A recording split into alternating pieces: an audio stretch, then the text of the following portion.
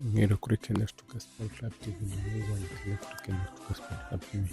Uyu munsi turi kubabwira amakuru y'ikipe y'igihugu Amavubi, aho izakina n'ikipe ya Estonia ku munsi w'ejo ku isaha y'isa moya n'igice Stade Amahoro kuri finale ya FIFA Series. Dore ko twakwegukana kino gikombe kigasigara mu Rwanda, mwese muze dushyigikire ikipe y'Amavubi, twese inyuma y'Amavubi.